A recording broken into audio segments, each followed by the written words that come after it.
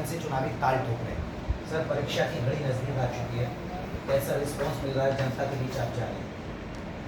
देखिए, तो जनता के बीच मेरा अनुभव कहता है, जो मेरा जो यहाँ की जानकारी, जो रिस्पॉन्स इस समय जनता का है, मुझे लगता है कि 91 से अभी तक ऐसा रिस्पॉन्स मुझे मिल रहा है।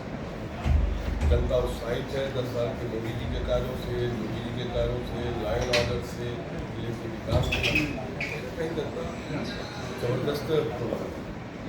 यानी आसानी से कमल मिल रहा है, पहले से ज़्यादा बहुत ज़्यादा 400 पार 80 सीट यूपी में कहया जा रहा है। निश्चित तौर से हमने पिछली बार भी 300 पार कहा था, तो विपक्ष ने खिल्ली उड़ाया।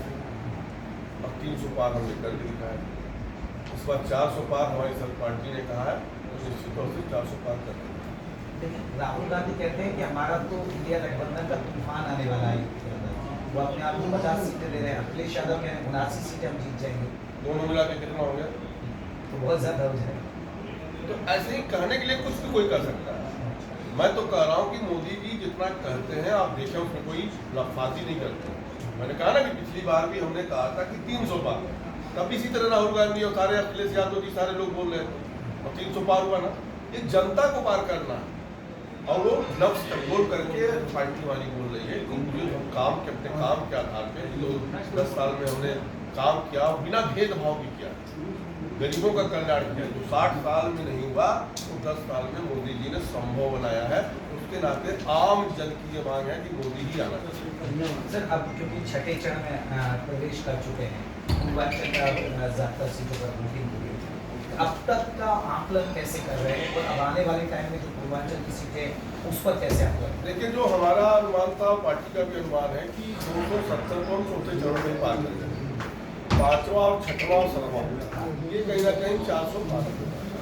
ये 400 पार करेंगे। अभी आपने सुना होगा महाराष्ट्र के अध्यक्ष उन्होंने बयान दिया भगवा को लेकर, उन्होंने सीएम योगी आदित्यनाथ पर सवाल खड़े कर दिए। देखिए, वो तो एक रावण है, जैसे रावण ने देश बदला, उसे लेकर आप क्या कहेंगे? देखिए, कांग्रेस का ये कोई पहला बार नहीं है। नाना पटोले आज कांग्रेस के अध्यक्ष हैं। जब सनातन को गाली दिया जाता है, राम का पता नहीं उनको पता है, कांग्रेस वालों को पूरे देश को पता है कि राम की जन्मस्थली अयोध्या है, लेकिन कांग्रेस को नहीं पता था। जो सनातन को गाली देगा उनको मंच पे बैठाएंगे। तो ये कांग्रेसियों का पुराना ढाटा है, और निश्चित तौर से कहीं ना कहीं उसका पाप उनके सर पे चढ़ करके बोलो। एक बहुत महत्वपूर्ण सवाल, विपक्ष जो मुद्दा उठा रहा है, विपक्ष मुद्दा उठा रहा है चुनाव के अंदर महंगाई और बेरोजगारी, और आप उस मंत्रालय से जुड़े हैं, एक मंत्रालय आपके पास है, तो उस मंत्रालय के नज़रिए से आप हमें बताइए कि वाकई में कितनी ग्राउंड पर महंगाई है, और जो बेरोजगारी है वो वाकई में रोजगार मिला है नहीं मिला? देखिए, महंगाई का जहाँ तक सवाल है, जो पैरामीटर्स होती है, जो आरबीआई द्वारा सेट होती है, आरबीआई द्वारा सेट होती है, 4 ± 2% ऊपर या 2% नीचे महंगाई का दर देश का ये होना चाहिए, जो स्टैंडर्ड मानक है। और अगर आप 2014 से उठाकर मानक देखेंगे, पूरा रिजल्ट जो स्टैटिस्टिकल होता है, स्टडी होता है, और उसमें एक मरतबे छोड़कर जब कोविड काल था, उस समय केवल 7 पहुंचा था, और भी 10-15 दिन के लिए। उसके बाद लगातार महंगाई देखिए आप, 4 के इर्द गिर्द ही महंगाई दर रहा है। चाहे वो अंतर्राष्ट्रीय युद्ध भी चल रहा है, कोविड की मार हम लोगों ने झेला है, और अगर पिछला 4 से 14 अगर देखेंगे कांग्रेस के जमाने में, तो डबल डिजीज में महंगाई रही है।